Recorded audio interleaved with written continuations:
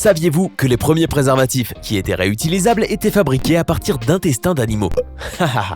Installez-vous confortablement car dans cette vidéo, je vais vous parler plus en détail de ces 10 choses du quotidien qui ont complètement changé avec le temps.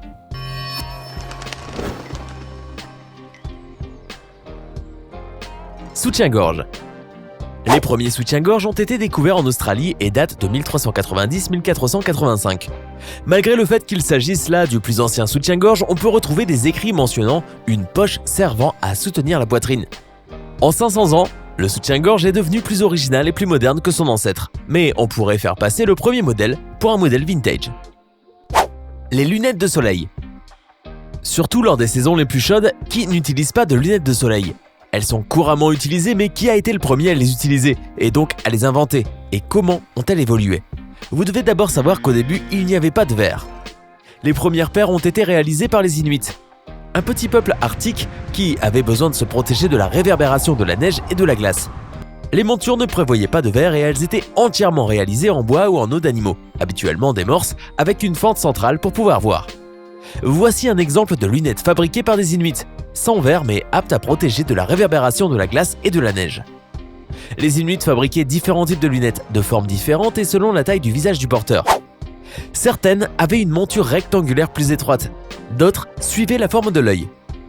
C'est avec l'empereur Néron, et donc au cœur de Rome, que naissent les premières lunettes de soleil que l'on peut vraiment définir comme de soleil.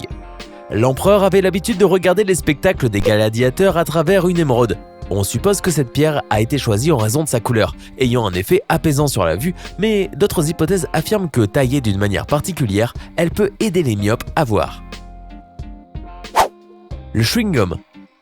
Le chewing-gum, ce bonbon à mâcher, vient de prendre un coup de vieux, propulsant son origine des milliers d'années en arrière, à l'époque où l'homme du néolithique domestiquait les animaux et découvrait l'agriculture. En effet, Sarah Pikin, 23 ans, étudiante en archéologie à l'université de Derby en Angleterre, a découvert dans l'ouest de la Finlande un chewing-gum âgé de près de 5000 ans. Nos ancêtres avaient-ils déjà pris l'habitude de mâchouiller pour occuper leur longue journée préhistorique? Était-ce un moyen de passer le temps entre deux parties de chasse ou pendant la préparation du repas? Il semblerait en fait que cet ancêtre du chewing-gum eut un rôle plus médical que distrayant. D'après les études effectuées, il serait composé de résine de bouleau contenant de l'acide carbolique, dont l'effet antiseptique est avéré en cas d'inflammation de la bouche. Mais tout cela reste à prouver car même si des traces de temps ont été retrouvées dessus, rien ne prouve avec certitude que l'apport médicamenteux ait été recherché par nos ancêtres. Peut-être qu'un brave homme du néolithique a simplement voulu goûter l'écorce de bouleau pour savoir quel goût elle avait. Peut-être aussi que cette gomme a été utilisée pour d'autres applications. Un chewing-gum pourrait être par exemple utile pour réparer des plats brisés ou pour colmater une brèche dans une cruche en céramique. Du coup, en l'absence d'autres découvertes du même genre qui pourraient confirmer la fréquente mastication de nos ancêtres, restons prudents et attendons que Mademoiselle Pikin déterre d'autres chewing-gums usagés dans les terres du nord de l'Europe. L'archéologie nous réserve décidément bien des surprises, et peut-être un jour dans un futur lointain, un archéologue déterrera une canette de Coca-Cola en s'étonnant que les hommes du XXe siècle consommaient déjà cette délicieuse boisson, qui, à cette époque, sera très certainement interdite, tellement elle était mauvaise pour notre santé. Les chercheurs disserteront alors sur l'utilisation de cet étrange objet. Certains pencheront pour un cendrier, pensant que ces barbares du passé fumaient comme des pompiers et avaient donc besoin de mettre leur cendre quelque part. Tandis que d'autres resteront persuadés que la canette en question était déjà interdite à l'époque et qu'il s'agissait donc là d'un objet de collection ou de contrebande. Que de formidables débats nous attendent dans le futur. Les rollers. La véritable date de création des premiers patins à roulettes est difficile à déterminer du fait du manque de documentation. On aurait aperçu les premiers exemplaires à Londres à l'occasion d'une démonstration en 1743, mais leur inventeur est inconnu. Le néerlandais Hans Brickner aurait lui aussi créé des patins en fixant des roulettes en bois sous ses chaussures, au début du XVIIIe siècle, mais on ne sait pas précisément si ces patins possédaient des roues alignées ou non. C'est donc à 1760 que l'on fixe la date officielle de la création des premiers patins à roulettes de l'histoire. On attribue l'invention des patins à roulettes à John Joseph Merlin, né en 1735 et est mort en 1803, originaire de Huy en Belgique. Il eut l'idée vers 1760 d'adapter le patinage sur glace à la terre ferme en fixant des rouleaux en métal en ligne sous une plaque de bois. Pour l'anecdote, les engins étaient si peu maniables que l'inventeur s'écrasa dans un miroir de valeur au cours d'une soirée mondaine à Londres et faillit y laisser la vie. Cela fut peut-être la première chute répertoriée dans l'histoire du patin. Cette photo de patin a été prise il y a 107 ans. C'est surprenant à quel point cela semble moderne, n'est-ce pas? Les premières chaussures. Les premières chaussures sont vieilles de 5150 ans et ont été retrouvées dans une grotte en Arménie. Grâce à la couche d'herbe et de fumier sous laquelle elles ont été trouvées, elles ont été parfaitement conservées. L'ancêtre de toutes les chaussures a été taillé dans une pièce de cuir unique et modelé pour ne pas meurtrir le pied de son porteur. Première interrogation soulevée par cette trouvaille. Faisait-elle partie de la garde-robe d'un homme ou d'une femme ? Les chercheurs ne le savent pas encore, comme l'avouait à l'AFP Ron Pinassi, archéologue au Collège Cork en Irlande et principal auteur de ces recherches. On ne sait pas si ce mocassin appartenait à un homme ou une femme. Bien que cette chaussure soit de taille 37, selon le système de mesure européen, elle aurait pu aussi être portée par un des hommes de cette époque qui était plus petit qu'aujourd'hui, a-t-il déclaré. C'est surprenant de voir à quel point cette ancienne paire de mocassins peut nous rappeler certains de nos modèles, n'est-ce pas ? Les premières chaussettes. Ces inhabituelles paires de chaussettes en laine nous viennent de l'Égypte et sont vieilles d'un demi-millier d'années. Elles se portaient sous les sandales, d'où leur aspect original. Ce qui est intéressant, c'est de voir qu'à travers les époques, les chaussettes ont toujours été si populaires sur le marché, même les chaussettes au design original. Le premier disque dur. Le 14 septembre 1956, IBM publiait un communiqué de presse relatant l'annonce par Thomas J. Watson Jr., président d'IBM, des principales caractéristiques de l'ordinateur 305 RAMAC, un tout nouvel ordinateur équipé pour la première fois d'un disque dur. En réalité, même si quelques unités fonctionnaient depuis quelque temps pour des tests dans quelques organismes publics ou privés, il fallut attendre 1957 pour que ces ordinateurs deviennent réellement disponibles sur le marché. Le disque dur lui-même, référence IBM 350, mérite une description qui paraîtra aujourd'hui surprenante. Il pouvait stocker 5 millions de caractères, mais à quel prix ? Les dimensions de la carrosserie étaient de 1,52 m en façade, 0,74 m de profondeur et 1,72 m de haut. La largeur était limitée par la règle qu'IBM imposait à tous ses produits, pouvoir passer par une porte standard, environ 75 cm. Ce meuble contenait 50 disques ayant un diamètre de 24 pouces, à peu près 61 cm, et recouvert d'oxyde de fer, soit 100 phases d'enregistrement portant 100 pistes chacune.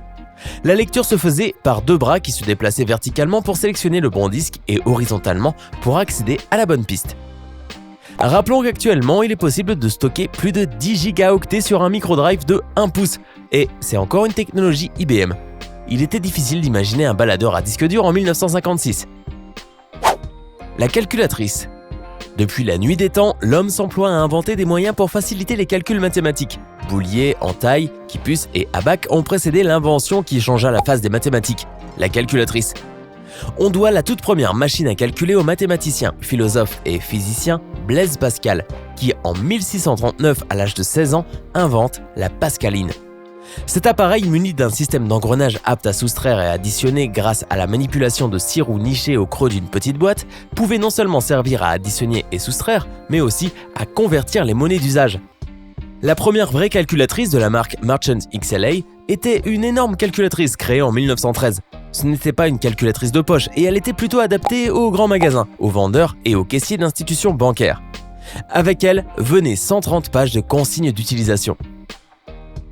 Le plus ancien préservatif du monde. La forme vous semble familière ? Eh bien oui, il s'agit bel et bien d'un préservatif. Le préservatif le plus ancien du monde a été découvert en Suède, dans la ville de Lund. Les plus anciens contraceptifs datent du XVIIe siècle et étaient fabriqués avec des intestins de porc. Ils étaient réutilisables. On a trouvé une note latine qui recommandait de tremper le préservatif dans du lait chaud après chaque utilisation. Ces préservatifs protégeaient mal des maladies sexuellement transmissibles. Les chercheurs ont par conséquent estimé qu'ils servaient à prévenir une grossesse. Ouf, heureusement que les choses ont changé. L'avion. L'avion est vieux de plus de 120 ans. Il a vu le jour en 1890. Il a ceci de particulier qu'on lui reconnaît plusieurs contributeurs et non un seul inventeur. L'inventeur et ingénieur français Clément Agnès Ader est considéré comme étant le premier homme à avoir fait décoller une machine plus lourde que l'air. Avec un moteur à vapeur, il l'avait fait voler à 20 cm du sol sur une cinquantaine de mètres. C'était en 1890. Ce premier essai ne fut cependant pas reconnu en raison de la petite hauteur qu'il a atteinte et du fait qu'il n'avait aucun contrôle sur son appareil.